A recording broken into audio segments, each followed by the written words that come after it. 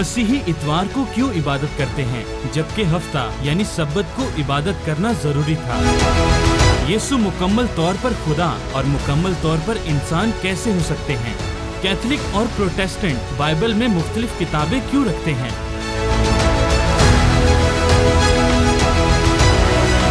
खुदा का बेटा कैसे हो सकता है? क्या ये शिर्क नहीं? मसीही तस्लीस क्यों मानते हैं? क्या ये तीन खुदा नहीं है? क्या बाइबल वक्त के साथ बदल चुकी है या इसमें तब्दीली आई है? जवाब तो है।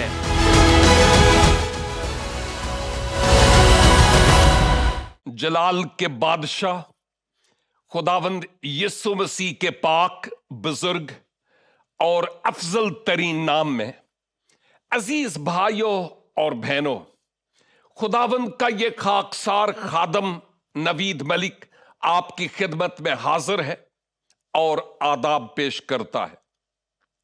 मैं खुदावंद कुद्दूस का ममनून हूं कि बारहा बार मुझे ये मौका फराहम होता है कि मैं आपके साथ मिलकर किताबे मुकद्दस की बड़ी अहम हकायक पर बातचीत करने वाला हो सकूं और इन हकायक को बयान करने के लिए मुझे खूब मुतालिया कुतुब करने का आजाज हासिल होता है।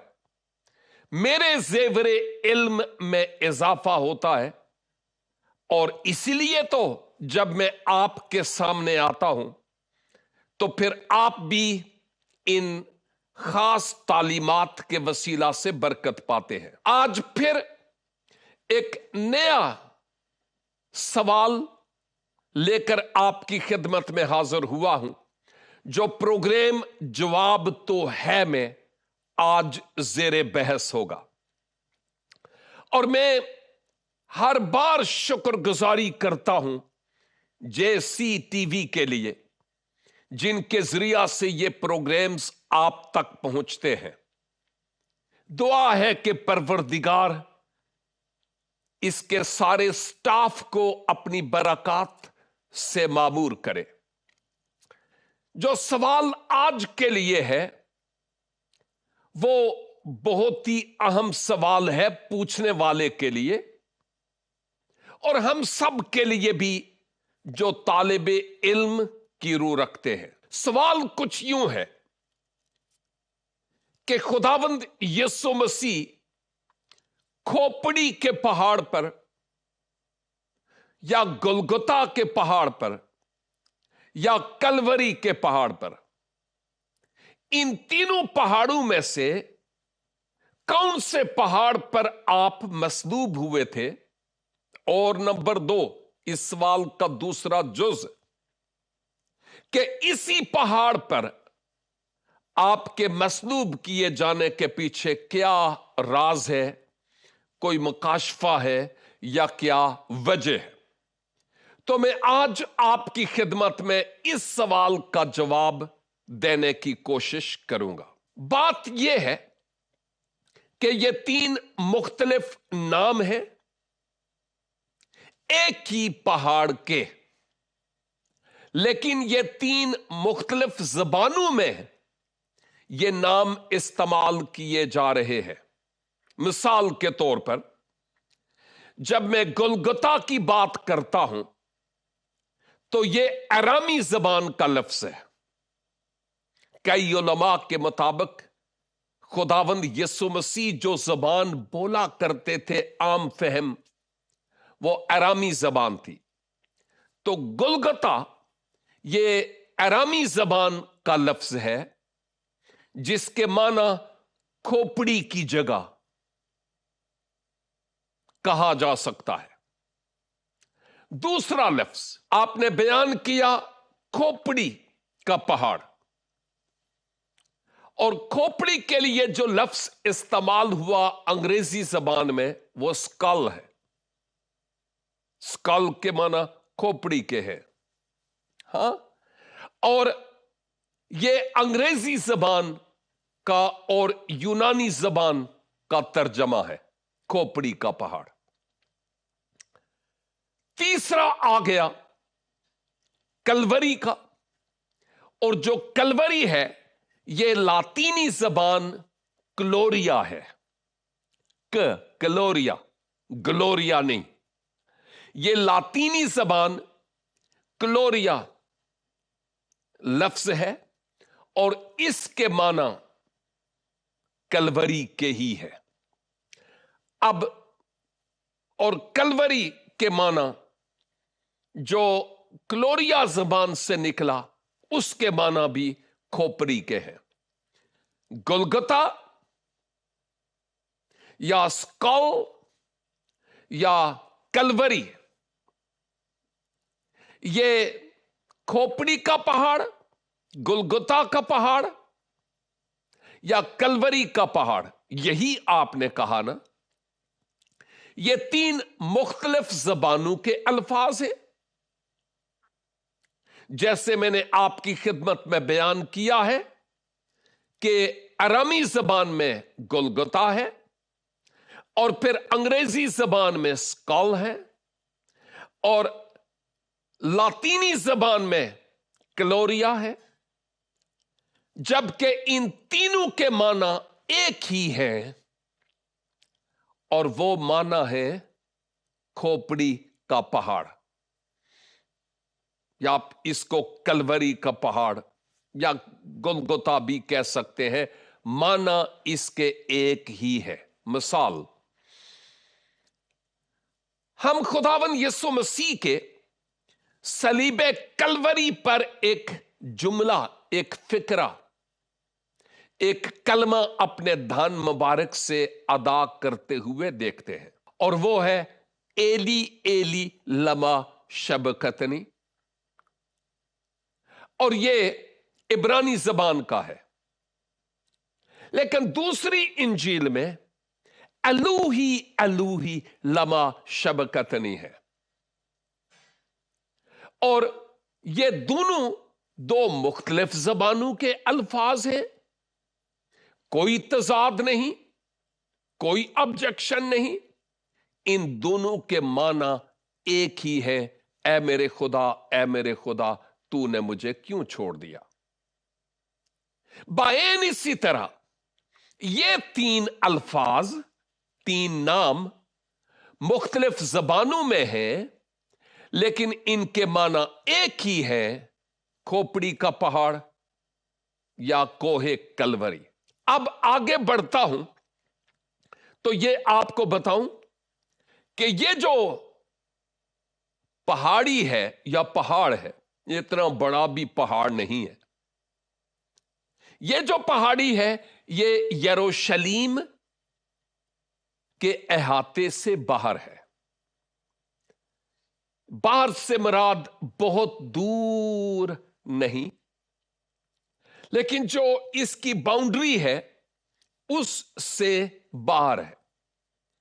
جو ایک پبلک پلیس تھی، عام لوگوں کے لیے سینٹر، یا جہاں لوگوں کی آمد و رفت اور آنا جانا لگا ہوا تھا، ریل پیل. یہ وہ مقام تھا جہاں پر رومی حکومت ان ملزموں کو جن کو سزائے موت دی جاتی تھی، یروشلم سے باہر اسی پہاڑ پر لا کر ان کو مصلوب کیا جاتا تھا، سلیب دی جاتی تھی، سزائے موت دی جاتی تھی. اس کی ایک اور وجہ بھی ہے، وہ یہ ہے کہ تھوڑی بلندی پر ہونے کے اعتبار سے چاروں طرف سے لوگ دیکھ سکتے تھے کہ کیا ہوا، اور یوں دیکھنے والوں کے لیے یہ ماجرا باعث عبرت ہوتا. اس لیے بھی اس پہاڑ پر مسیح یسوع کو لا کر مصلوب کیا گیا. اور یہ صرف خداوند یسوع مسیح نہیں تھے، دو اور معاشرے کے بدنام اشخاص بھی آپ کے ساتھ مصلوب تھے. جب ہم اس واقعے کو پڑھتے ہیں تو پتہ چلتا ہے کہ وہ خود اس بات کا اقرار کرتے ہیں کہ ہم نے تو اپنا گناہ کیا جس کی سزا پا رہے ہیں، لیکن یہ جو بیچ میں ہے اس نے کوئی گناہ نہیں کیا تو بھی وہ ہماری طرح ہی سزا پا رہا ہے۔ اس سے مراد یہ ہے کہ خداوند یسوع مسیح اپنے کسی گناہ کے سبب سے نہیں، بلکہ وہ میرے اور آپ کے گناہ کے سبب سے صلیب کلوری پر بلیدان تھے۔ اس لیے تو ان میں سے ایک نے کہا، اے خداوند جب آپ اپنی بادشاہی میں آئیں تو مجھے یاد رکھنا۔ میرے خیال میں ابھی آپ کو پتا چل رہا ہوگا کہ یہ 3 الگ الگ پہاڑ نہیں ہے، ایک ہی پہاڑ ہے جو یروشلیم سے باہر ہے، بہت بلند اور اونچا نہیں ہے۔ اس پر سزائے موت کے مجرموں کو لا کر مصلوب کیا جاتا تھا۔ عوام کے دیکھنے کے لیے یہ جائے عبرت تھی تاکہ لوگ اس بات کو دیکھ سکیں کہ یہاں پر کیا ہوا، کون مصلوب ہے اور اس کی وجہ کیا ہے، دوسروں کے سبق سکھانے کے لیے۔ اب یہ مقام ایسا تھا جہاں پر اس موت کے ذریعہ مجرموں کی حقارت کی جاتی تھی، تذلیل کی جاتی تھی اور ان کو حقیر سمجھا جاتا تھا، ان کو بے عزت کیا جاتا تھا اور ان کی تحقیر کی جاتی تھی۔ اور یہ مقام اسی لیے ہی مقرر تھا کہ اس مقام پر ایسے لوگوں کی جتنی ہو سکتی ہے تحقیر کی جائے، تذلیل کی جائے، تاکہ دوسرے لوگوں کے لیے یہ باعث عبرت ہو۔ روم کی طرف سے یہ ذرا اونچا مقام تھا تاکہ سب لوگوں کو نظر آ سکے۔ اب کوئی ایسی آیت تو نہیں ہے جس آیت سے میں آپ کو یہ دکھا سکوں کہ خداوند یسوع مسیح کو وہاں پر کیوں مصلوب کیا گیا۔ میں آلریڈی آپ کو بتا چکا ہوں کہ اس کے بیک گراؤنڈ میں جو خاص وجوہ ہو سکتی ہیں وہ کیا ہو سکتی ہے، میں نے اس کو بیان کرنے کی کوشش کی ہے۔ لیکن ایک اور بات جو بڑی غور طلب ہے اور وہ یہ کہ یہ رومی سرکار کا اپنا طریقہ تھا۔ یہی سبب تھا کہ کسی بھی مجرم کو جس کو سزائے موت دی جاتی تھی اس کو یہاں پر لا کر مصلوب کیا جاتا تھا۔ یہ ایک عام فہم اور جنرل آپ کے سوال کا جواب تھا۔ لیکن اب ایک اور بات جو خدا کے کلام سے ثابت بھی ہوتی ہے اس کو سامنے رکھتے ہوئے اس سوال کا جواب ایک تیسرے زاویے سے بھی دینے کی کوشش کروں گا تاکہ آپ اس کو اور بہتر طریقہ سے سمجھ پائیں۔ عبرانیوں کے خط کا مصنف بائی دا وے عبرانیوں عہد جدید، عصر جدید یعنی نئے عہد نامہ میں ہے۔ عبرانیوں کے مصنف کے مطابق عبرانیوں 13 باب اور اس کی 11 اور 12 2 آیات آپ کی خدمت میں رکھتا ہوں، غور سے سنیے گا۔ ان 2 آیات میں یوں لکھا ہے، کیونکہ جن جانوروں کا خون سردار کاہن پاک مقام میں گناہ کے کفارہ کے واسطے لے جاتا ہے، سردار کاہن گناہ کے کفارہ کے لیے لے جاتا ہے، ان کا جسم خیمہ گاہ کے باہر جلائے جاتے تھے۔ خیمہ گاہ یروشلیم، اور یروشلیم کی 4 دیواری سے باہر۔ آئی سمجھ؟ عبرانیوں کا مصنف بیان کر رہا ہے کہ کیوں کلوری پر آپ کو مصلوب کیا گیا، کیونکہ حقیقت تو یہ تھی کہ یہودیوں میں جو قربانی کی جاتی تھی گناہوں کے کفارے کے لیے، ان کے گوشت کو بعد اس قربانی یروشلم سے باہر یعنی خیمہ کے باہر ان کو جلایا جاتا تھا۔ یہ سوختنی قربانی تھی۔ اسی لیے یسوع نے بھی امت کو خود اپنے خون سے پاک کرنے کے لیے دروازہ کے باہر دکھ اٹھایا۔ ہالیلویا، خداوند کی تعریف ہو۔ میرے خیال میں اب تو جواب آپ کو ہی مل جانا چاہیے تھا، کیونکہ جیسا ہم نے دیکھا کہ جو قربانی گناہ کے لیے کی جاتی تھی، جو امام اعظم تھا یہودیوں کا، اس کا خون تو وہ پاک ترین مقام میں عہد کے صندوق کے سینگوں پر جا کر چھڑکا کرتا تھا، لیکن اس قربانی کا جو اب گوشت ہے، اس کو وہ یروشلم خیمہ گاہ وہ جگہ جہاں پر خدا کی حضوری، وہاں سے باہر لے جا کر جلاتے تھے۔ اور ہم یہاں پر دیکھتے ہیں کہ خداوند یسوع مسیح، یعنی اسی لیے چونکہ ایسے ہوتا تھا، اس لیے خداوند یسوع مسیح نے بھی اپنی امت کو، اپنے آپ کو خود اپنے خون سے پاک کرنے کے لیے دروازہ کے باہر دکھ اٹھایا۔ آپ قربان ہوئے، مصلوب ہوئے، اور اس امت میں بیسیکلی تو یہودی اور اسرائیلی لوگ ہیں۔ یہودی لوگ اور اسرائیلی لوگ کسی حد تک فرق بھی ہے۔ یہودی لوگ یہودیہ کے صوبہ میں رہنے والے، یہودا کے قبیلہ سے، جہاں پر بعد میں بنیامین اور لاوی کے قبیلہ کے بھی لوگ رہنے لگے، جبکہ یہ جنوب میں تھا۔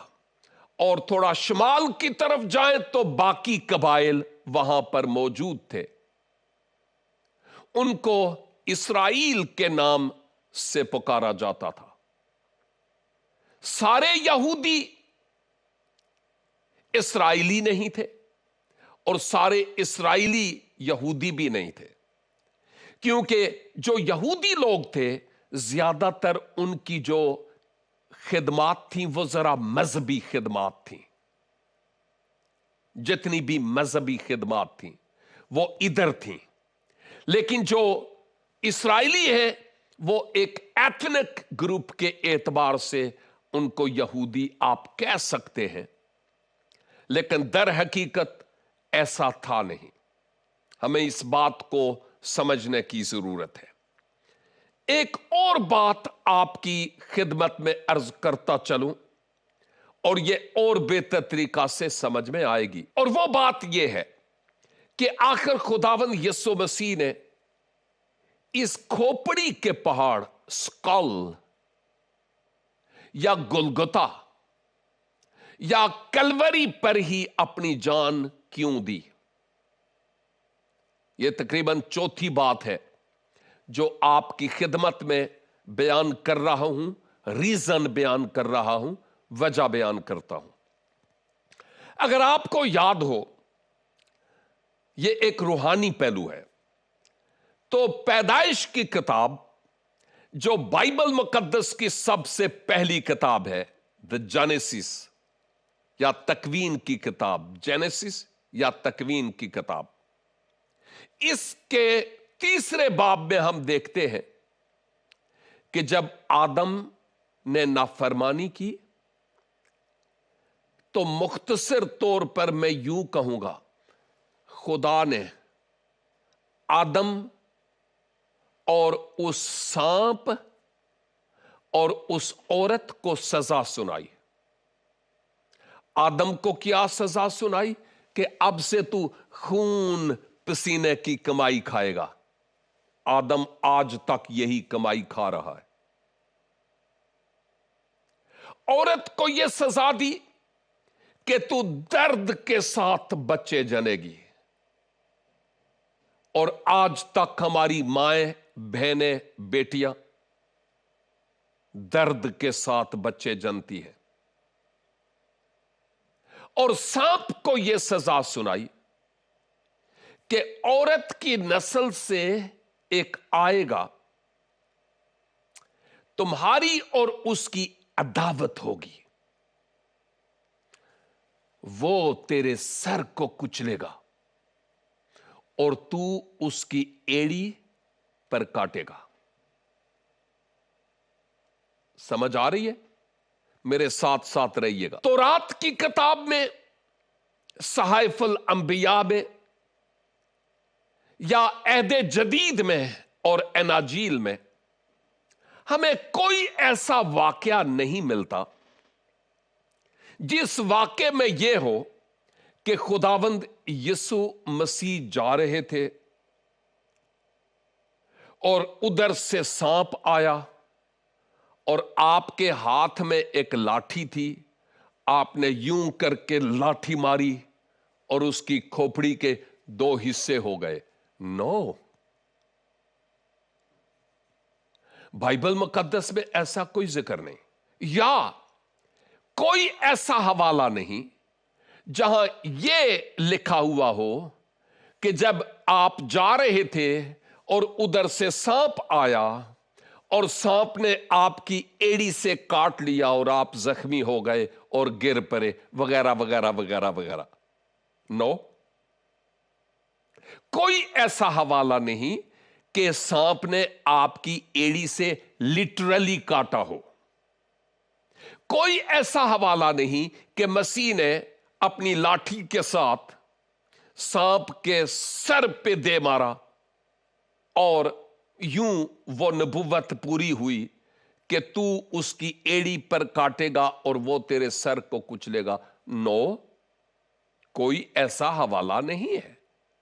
बहुत सारी बातें किताबे मुकद्दस में ऐसी हैं कि जैसी हम चाहते हैं ना कि वहां हो, और जरूरी नहीं कि वो बातें वैसे वहां हो। खुदा का अपना मकसद है कि खुदा किस तरह से किसी बात को समझाने की कोशिश करता है, हमें इस बात को समझने की जरूरत है। देखिए, जितने भी प्लान्स हैं, मंसूबे हैं, ख्यालात हैं, सोचे हैं, हमारे दिमाग, इस खोपड़ी और हमारे दिल से होते हैं। ये इजाजत देता है तो फिर उन सोचों को अमली जामा मिलता है।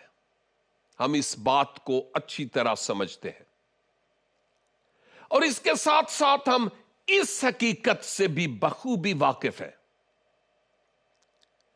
कि चूंकि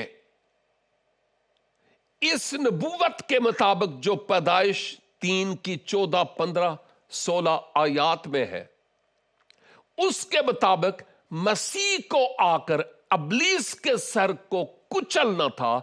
यह लिटरली बात नहीं है, यह रूहानी मतलब है कि अबलीस के जितने भी ख्याल, जितनी भी सोचें, जितने भी मंसूबे थे, उन तमाम का कला कमा कर दिया सलीब पर अपनी जान देने के जरिया से।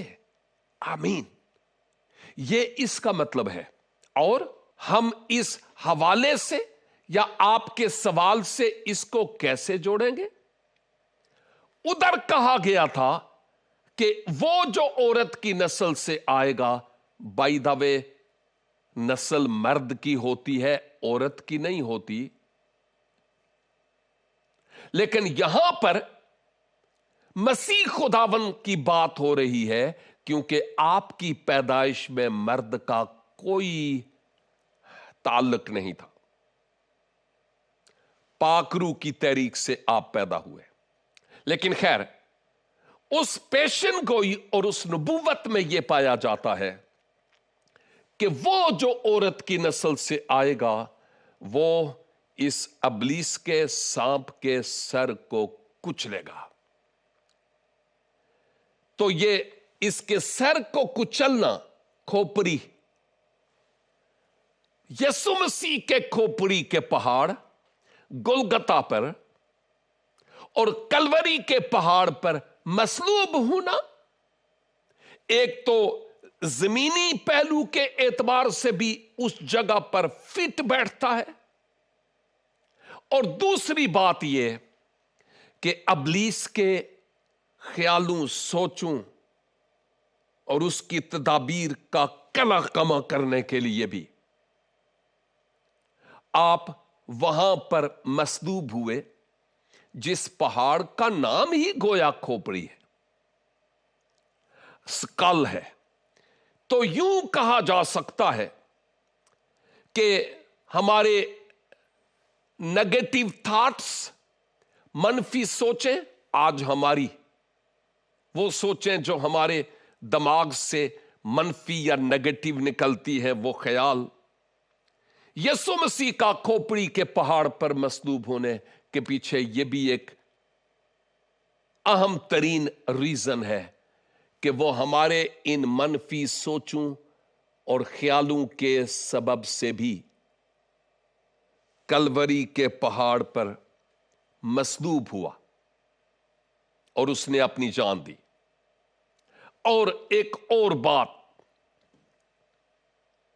ہمارے قلبی اور ہمارے ذہنی اطمینان کے لیے کہ وہ کلوری کے پہاڑ پر مصلوب ہو، ہماری کھوپڑی، ہمارے دماغ سے نکلنے والی سوچوں اور خیالوں کے لیے وہ اس پہاڑ پر مصلوب ہو جو کھوپڑی کا کہلاتا ہے، تاکہ ہماری سوچیں، ہمارے خیال، ہمارے دماغ کو اب نیگیٹو طور پر نہیں بلکہ پازیٹیو طور پر کام کرنا ہو. اور یوں انسان کو مسیح خداوند کے اس عظیم کفارے پر اور قربانی پر ایمان لانے کے وسیلہ سے ذہنی طور پر اور قلبی طور پر اس کو مکمل طور پر اطمینان حاصل ہو جائے. اس کھوپڑی کے پہاڑ پر مصلوب ہونے کے پیچھے یہ بھی ریزن ہے کہ ہمارے ہر طرح کے نیگیٹو خیالوں کے لیے بھی مسیح خداوند مصلوب ہوئے، اور ہمارے ہر گناہ کے لیے آپ نے اپنی جان صلیب کلوری پر ادا کی ہے، قربان کی ہے. میرے عزیز بھائی اور بہن، میں یقین رکھتا ہوں کہ اتنا مفصل جواب دینے کے بعد اب تو آپ کو یہ بات کلیئر اور واضح ہو گئی ہوگی کہ آپ جان پائے ہیں کہ کلوری کے پہاڑ پر، گلگتا کے پہاڑ پر یا کھوپڑی کے پہاڑ پر آپ کی مصلوبیت ایک ہی پہاڑ کو پیش کرتی ہے. یہ مختلف زبانوں کی بات ہے. نمبر 2، میں نے آپ کی خدمت میں یہ بیان کیا کہ آخر اسی پہاڑ پر مصلوب ہونے کے پیچھے ریزن کیا تھا، کیونکہ یہ خیمہ سے باہر تھا. قربانی کے جو جسم تھا اس کو قربان گاہ کے باہر جلایا جاتا تھا. اور نمبر 3، ہماری نیگیٹو سوچ اور خیالوں کے لیے آپ اس پہاڑ پر مصلوب ہوئے. اور نمبر 4، ابلیس کے سر کا روحانی طور پر کچلا جانا بھی اب پورا ہوا ہے. خداوند کریم آج کے اس سوال کے جواب کے وسیلہ سے آپ کے ایمانوں کو اور مضبوط کرے. آخر پر یہی کہوں گا، دیکھتے رہے یہ پروگرام. جواب تو ہے صرف اور صرف جیسس کرائسٹ ٹیلی ویژن پر.